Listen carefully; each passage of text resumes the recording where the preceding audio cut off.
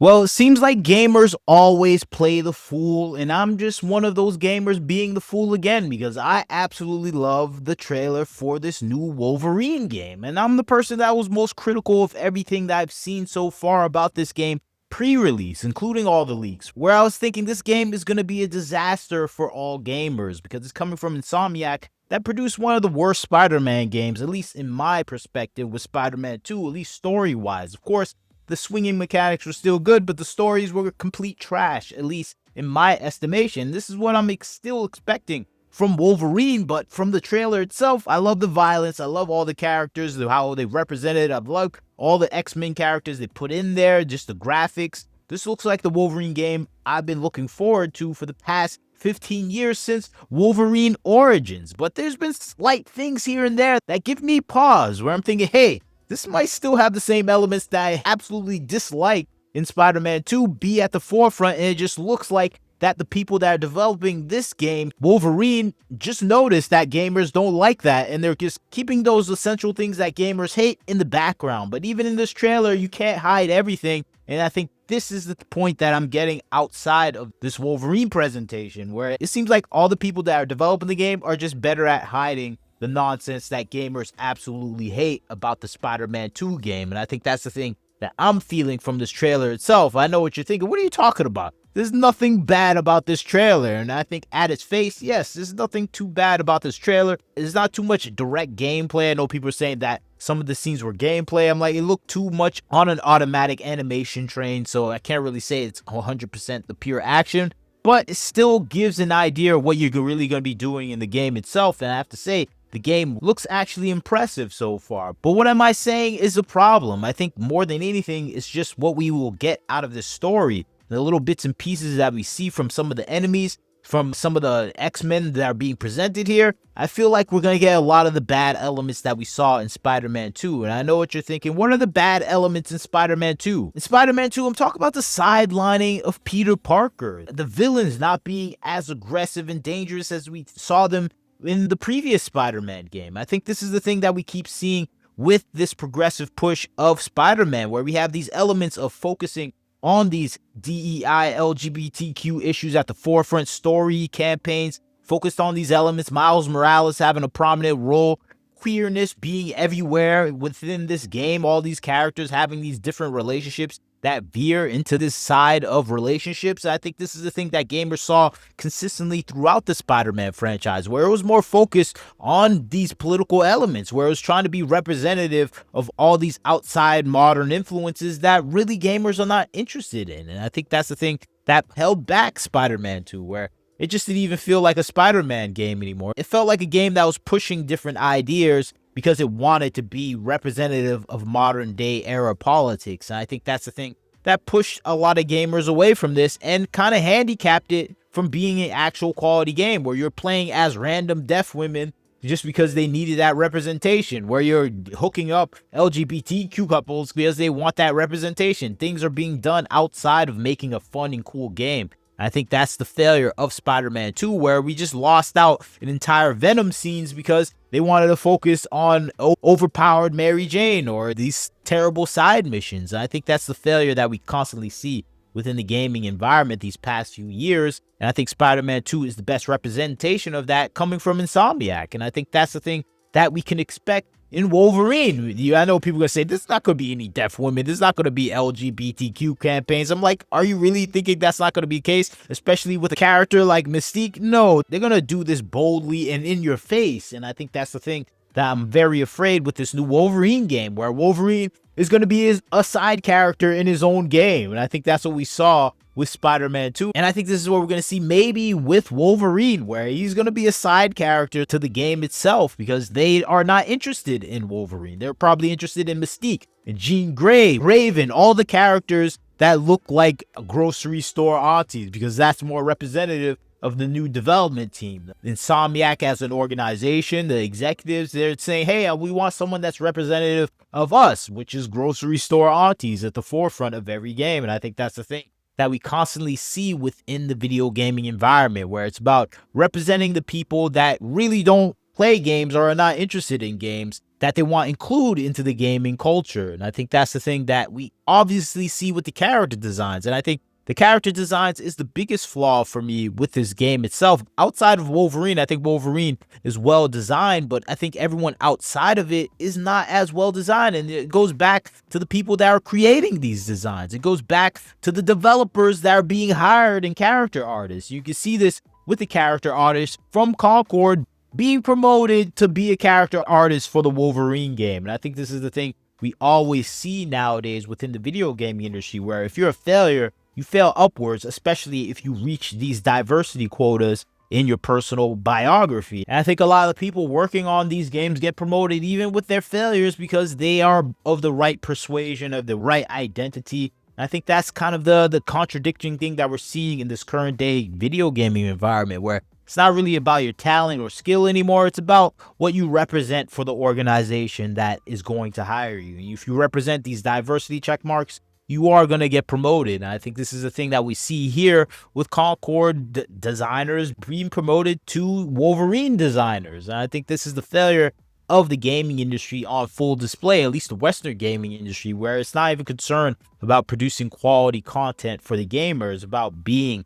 a representation for these different dynamics in modern day politics. And I think that is the thing that we're seeing play out with the character design, where character design came out absolutely poorly for some characters that had to even change them because gamers were complaining with some of the leaks. If you know, some of the big leaks that people hated the most was probably Jean Grey as a character, which brought up the image that we constantly see with these current day character designs, where characters are made to look like old aunties that are at the grocery store. And I think this is the reflective thing that we see here with Jean Grey, or like, who's losing their minds over a Jean Grey that looks like this? And I think this is the thing that we keep seeing with these new age developers that are not really interested in gaming and more want to see themselves in the game. And I think that is contrary to any game development cycle, where most game developers are trying to make things they couldn't see in real life. Now we have game developers that want to see their own mom in the video game. And I think that's not healthy for an actual successful gaming company. And this is what we saw with the early designs of Jean Grey. Of course,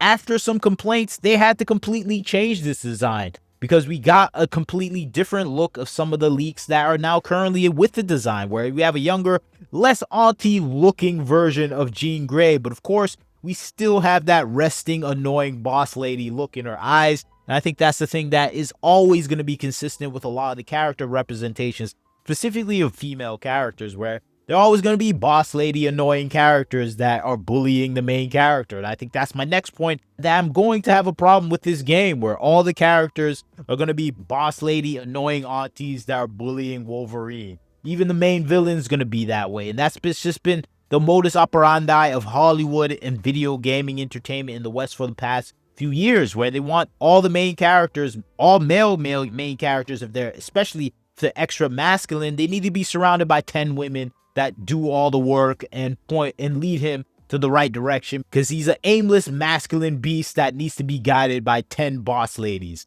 And I think that's what we're going to see here, specifically with the look in Jean Grey's face right now. I'm like, okay, she's just bossing this loser Wolverine around. And I think people are going to say, hey, that's part of the comics sometimes. Maybe, I don't know, maybe it makes sense. But I'm like, there's going to be 10 women doing this to Wolverine throughout the gameplay. And I think that's the thing that we're going to see at the focus for this. And we have Mystique here, who has a similar auntie design that we usually see with these character representations in modern day Western gaming. And when you compare it to the Mystique of the past, yeah, it kind of does look bad. Mystique usually has this kind of voluptuous, kind of attractive characteristic, especially in the comic books and animation. So yeah, this is not the Mystique that we usually see. This is Auntie Mystique. This is the Mystique made for the modern audience. And I think that's in comparison to the Mystiques that we've been seeing for the past few years. It's not the Mystique that a lot of gamers identify with. Even if you want to use the blue X-Men Origins design that we usually saw in the 2000s version of X-Men,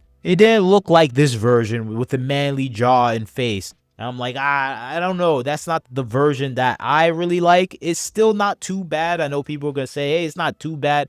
But even more so, I think we have the quintessential black auntie in this game. And you know what I'm talking about. I'm talking about Deborah Wilson. She's in this game. And according to the leaks, she's playing Raven. She's going to be another auntie that's bossing around Wolverine. And this is the thing that I'm annoyed with modern storytelling, where if you have any masculine guy, he has to be bossed around by 10 aunties. And I'm just tired of seeing this trope in gaming and storytelling at all. We saw this happen with the Black Panther movies. We saw this almost happening with the Blade movies where they want to surround him by 10 aunties that are telling him what to do. I'm like, I don't really want to see this anymore. I'm tired of it. Let me see something that's solely based on action-packed masculine men doing the things that they love to do, which is destroying, revenge, and getting the things that they want to save and rescue. And I'm thinking, this is just not the type of gaming story we're going to get with this Wolverine game. We're going to just get him being pushed around by everyone, including an evil auntie somewhere. I don't know who's the main villain going to be, but it's going to be some evil auntie.